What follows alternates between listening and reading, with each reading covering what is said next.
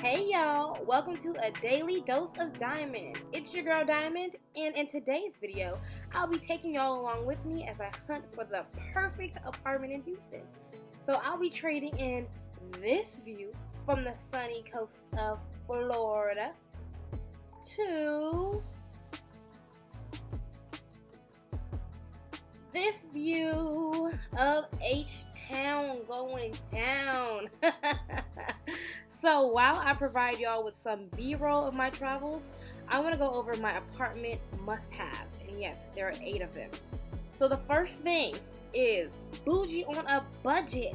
Yes, I'm bougie and choosy, but your girl wants to ball on a budget. And 2, speaking of budget, my next limitation is that it has to be under $1,500 a month. I'm not playing about that budget because I don't want to be house broke. I do want to travel and have fun for myself and have some fun.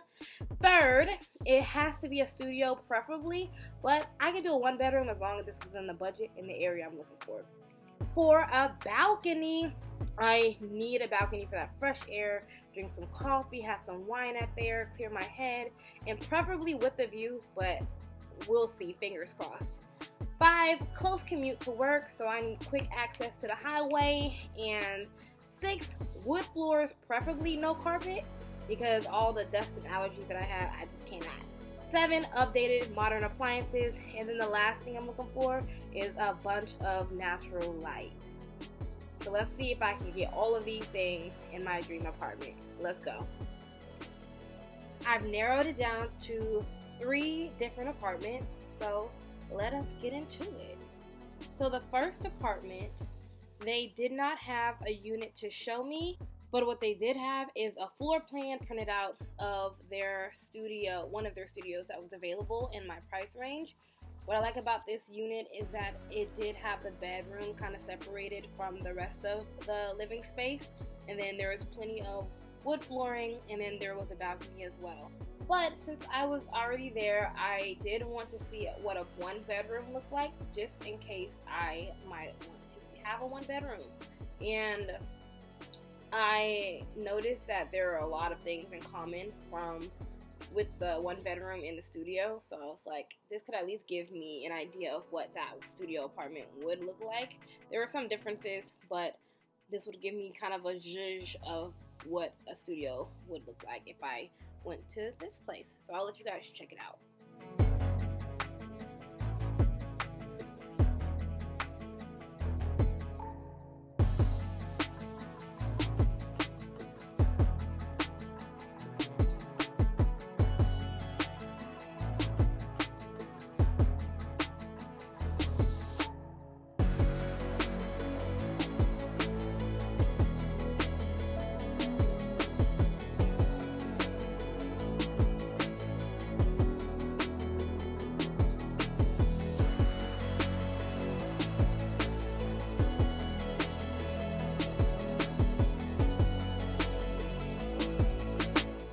Pros of apartment number 1 is that it was right off of 69, so it was quick access to the highway, and it was a small, quiet community.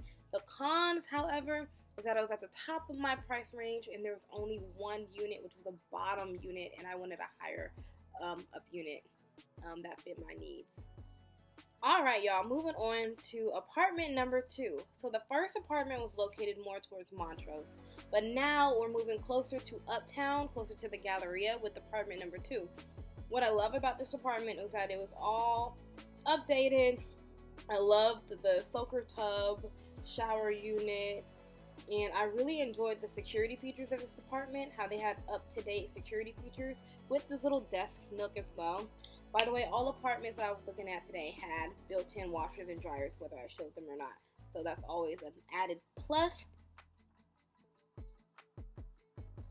And then here we had the living space, which that was one of my cons, is that it was really, really small living space with the kitchen. I love the little kitchen island, but there was no balcony for the studio for this apartment, and the living room area was a little too small with my kitchen. But it did have a lot of natural lighting, which I liked, which would be great for YouTube. And then I also like that the bedroom was isolated from the rest of the living space. And there's still, I like how the natural light can still reach through at the top of the bedroom space, even though there's no windows in the bedroom. But it was still nice that they had that little part at the top where natural light could come in. Now there was carpet. That was a part of the no-no list.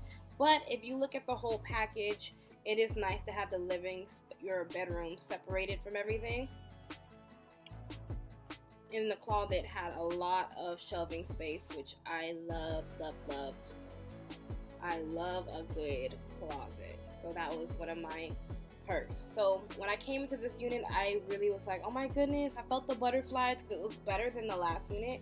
I guess it was just more close. It was just closer to the action of the city. I love the bustle of the, you know, cars, and I saw more buildings, and it was nice. So overall, I like this unit. It was still in my budget, even though kind of at the top, but still pretty solid. Now, I know what you're thinking. Why is this girl looking at a whole one-bedroom apartment when the studio had already maxed out her budget? I feel like this is a say yes to the dress moment when, like, the bride knows she shouldn't be trying on a dress that's above her budget, but she does anyway, just to see if she's about that life. So here I am looking at a one-bedroom that was way out of my price range. By way, I just mean, I think it was $1,600, $1,700, which I could technically afford, but then I would be able to fund less things in my life. I travel less, but I could afford it. But here's the one bedroom. It differs slightly than the studio, but clearly there's more closet space, more bathroom space. I love the shower, how there's no tub unit. I love just a standalone shower, so that was a bonus of the one bedroom. Closet was amaze balls. A lot of storage, and then the washer and dryer was in there, which was kind of weird, but you know, it works. And here's the one bedroom. I liked that there is natural light, and I could see just a peek of the city, but the carpet, once again, it's just something about the carpet I just cannot. But another negative is that there's no balcony. So it's like a faux balcony. I'll let y'all see. When you open it, you get the fresh air, you get the feeling of a balcony, but you can't step out. Like, what is that? It's like a gate. Like, I can't do nothing with that. So it was it gave faux vibes, but it was right in the middle of the city. As you can see, you're overlooking more of the hustle and bustle of the city, and that inspires me. So a lot of natural light, but still, a little too overpriced, and it didn't have a balcony. So, yeah. But I have to show y'all. Alright, welcome to apartment number 3. This is the last apartment I'm showing you guys. This apartment is the cheapest at $1,300 something, so it's really cheap, and it was at the heart of Uptown, which you'll see the views in just a second. But I love that the bathroom was pretty simple, straight to the point. The kitchen had all the modern appliances I'm looking for, and that backsplash was really nice. I love that it's a wide open space for me to furnish. My bed could go right here, with plenty of space for the living area and to entertain. And then you guys, this view is literally it snatched my whole chest out.